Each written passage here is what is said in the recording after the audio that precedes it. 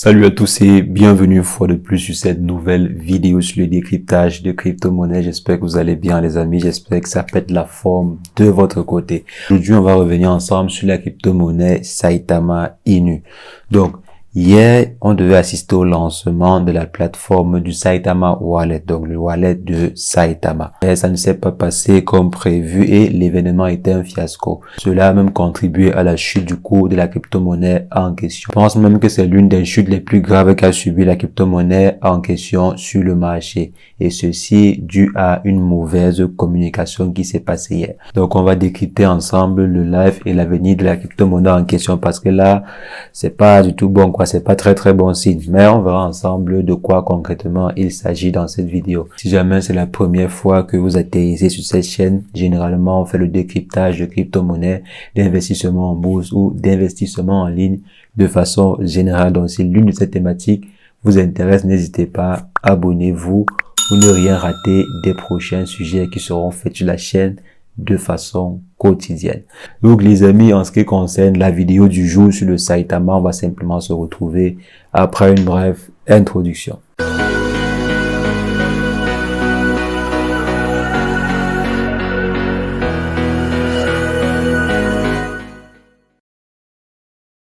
Alors les amis, je vous avais promis un décryptage chaque fois qu'il devait avoir des évolutions sur le projet Saitama Inu. Donc je vous avais également promis que j'allais faire une vidéo pour vous montrer, pour vous présenter en fait l'application Saitama Wallet qui devait sortir hier le 13 novembre. Donc malheureusement hier lors de l'événement, on n'a pas assisté au lancement prévu de la plateforme ou bien du wallet en question. Et pourtant je crois vendredi le 12, il y avait une communication sur la page de la crypto-monnaie en question, soit disant qu'on devait assister au lancement de la plateforme et au lancement du wallet intelligent avec toutes les bonnes fonctionnalités comme ils avaient promis. Donc à la veille, ils faisaient une communication du lancement de la plateforme imminent, donc d'un lancement imminent. Mais malheureusement, on n'a pas assisté au lancement samedi. Donc là, ça marque en fait un manque de professionnalisme énorme de la part de l'équipe dirigeante du Saitama Inu. Même l'événement de façon générale, plusieurs personnes l'ont qualifié de médiocre, extrêmement médiocre par rapport à d'autres événements et tout. L'événement du Saitama était médiocre.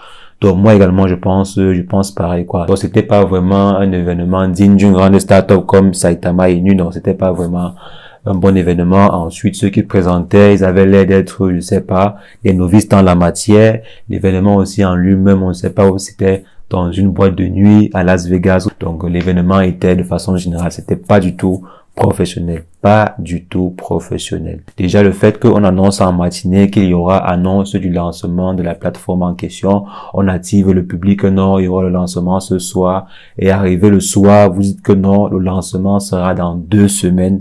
Donc là vraiment c'est terrible quoi, c'est terrible, c'est en train de ternir l'image des dirigeants, c'est en train de ternir l'image de la crypto-monnaie en question. Et pourtant la crypto-monnaie a un très bon projet. Comme j'ai toujours dit, la crypto-monnaie a un excellent projet. Mais si l'équipe dirigeante derrière commence déjà à faire ainsi, commence déjà à présenter ces faiblesses-là, à présenter les différentes faiblesses à ces niveaux-là, c'est pas bon du tout. C'est pas bon pour l'avenir du projet, c'est pas bon pour l'image. Regardez, après ce fiasco-ci, la crypto-monnaie a chuté. La crypto-monnaie a chuté drastiquement. Je crois la crypto-monnaie a perdu plus de 35%, je crois 35% et tout en quelques heures.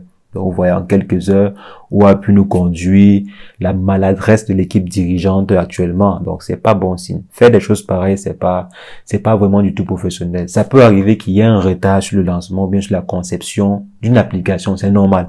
Je pense même que 70% à 80% des projets de développement d'applications sérieuses ont toujours eu un retard, ont toujours eu un petit retard. Ça peut être un retard de 2 jours, 1 jour, 1 semaine, peut-être dû à une mauvaise, je sais pas, analyse ou peut-être dû à un petit problème, quoi. Donc, ça peut arriver. Ça peut tout à fait arriver, mais ne pas avertir honnêtement le public du retard en question, mais mettre le public en confiance pour que le public continue à acheter les crypto-monnaies, sachant que d'ici ce soir, il y aura un lancement du wallet qui va peut-être booster encore le prix de la crypto-monnaie ou bien qui va montrer le sérieux de la crypto-monnaie en question. J'ai vu par exemple beaucoup de personnes qui ont dit qu'ils sont allés parler de la crypto-monnaie à leurs parents, ils sont partis parler de la crypto-monnaie en question, à leur entourage, à leur famille et tout. Ils ont dit qu'ils devaient avoir un lancement le soir et la famille était là sur l'écran en attendant le lancement en question et il n'y a pas eu de lancement. Donc ils disent qu'ils se sont sentis bernés, quoi, se sont sentis vraiment humiliés par la crypto-monnaie en question, même pas les différents dirigeants de la crypto-monnaie en question, et surtout devant ceux qu'ils avaient invités. Donc peut-être parler de la crypto-monnaie en question à votre entourage et vous demander à tout le monde de se connecter à 20h parce qu'il y aura un live du lancement de la plateforme, bien du lancement du wallet de la plateforme, bien de la crypto-monnaie en question, et tout le monde se connecte à l'heure là et on ne voit pas de lancement, on ne voit rien, on passe sur Play Store, on ne voit rien. Donc là, c'est très très mauvais, c'est très très embarrassant. C'est très embarrassant, surtout que la communication était beaucoup plus du bouche à oreille. Donc je vois la crypto-monnaie, je m'en vais parler à mon frère, je vois la crypto-monnaie ici, je peux parler à telle personne. C'est ainsi que le réseau derrière, le Saitama Inu se développait. Il y avait aussi des petites conférences par-ci par-là, à la radio, à la télévision, et également des petits meet-up qui sont organisés de gauche à droite aux États-Unis par exemple. Donc après tout ceci, et lorsqu'on voit le fiasco du lancement du wallet en question, bon, on se pose des questions. Les investisseurs sont posés les questions et les gars ont retiré leurs capitaux. C'est pour ça que la crypto-monnaie, c'est pour ça que le prix de la crypto-monnaie en question a chuté. Parce qu'il y a plusieurs investisseurs qui se sont posés les questions que, mais avec qui vous êtes en train de jouer ou bien avec qui vous voulez jouer. Donc là, vraiment les amis, c'est pas une bonne chose ce qu'a fait les dirigeants du Saitama Inu. Donc ce qu'ils ont fait hier, c'est quelque chose qu'on ne doit pas faire quand on est dirigeant d'un projet. Ce sont des choses qu'on ne doit pas faire. Surtout, il faut se battre à être honnête. Il faudrait pas jouer avec la communauté, il faudrait pas jouer avec les différents investisseurs. Il y a ceux qui ont investi toute leur fortune sur la crypto-monnaie en question. Donc, jouer ainsi avec l'investissement des gens ou bien jouer ainsi avec les émotions des investisseurs, c'est pas bien.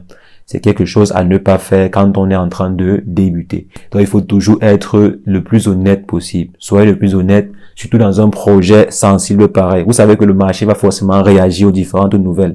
Mais vous réussissez quand même à mentir pendant plusieurs jours, plusieurs semaines et tout. Donc, vous dites que la plateforme sera lancée tel jour et à la veille du jour même en question, vous êtes en train de nourrir d'espoir, le public est en train de nourrir d'espoir, les différents investisseurs et le jour J, vous ne lancez pas. Même la matinée du jour J en question, donc le matin, on était toujours sur, on va lancer la plateforme, il y aura une plateforme qui sera disponible et tout. Mais le soir, vous annoncez que non, la plateforme sera lancée dans 2 semaines. Vraiment, de qui se moque-t-on? Donc, il faudrait vraiment que les différents fondateurs de la crypto-monnaie en question soient plus responsables et soient plus professionnels. Donc, comme j'ai dit, le projet derrière la crypto-monnaie est un bon projet, mais il faudrait simplement que les différents fondateurs arrêtent de jouer avec l'esprit des investisseurs et surtout qu'ils se reprennent.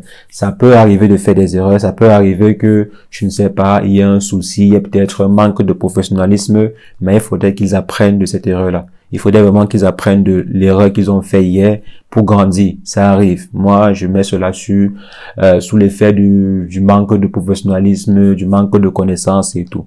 Donc, ça peut arriver. Ils peuvent corriger cela. J'espère vraiment qu'ils vont prendre connaissance et qu'ils vont vite se ressaisir. Surtout qu'ils vont demander les excuses aux différents investisseurs. J'espère qu'ils vont demander publiquement les excuses aux petits investisseurs depuis leur compte Twitter. Là, ça prouverait aussi qu'ils ont pris conscience de leurs erreurs. On espère que d'ici peu, tout rentrera dans l'ordre. Dites-moi ce que vous en pensez en commentaire. Est-ce que vous pensez que c'est une bonne chose, c'est qu'ont fait les différents fondateurs, ce qu'ont fait les différents fondateurs de la crypto-monnaie en question? Donc, dites-moi également ce que vous pensez qu'ils doivent faire pour corriger cela. C'est vrai, c'est grave, mais ceci ne peut pas marquer la fin du projet en question. C'est juste une mauvaise image, c'est juste un coup dur qu'a subi le projet en question, dû à la maladresse des différents. Déjà, je ne pense pas que ceci va tuer le projet en question. Comme j'ai dit, c'est un coup dur, ça peut arriver, mais il faudrait simplement que les différents fondateurs sachent ce qu'il faut faire pour se relever. Donc, dites-moi ce que vous en pensez en commentaire. Je serais ravi d'échanger avec vous. On va simplement se reprendre très prochainement pour un nouveau décryptage sur les crypto-monnaies. Mais entre-temps, portez-vous bien.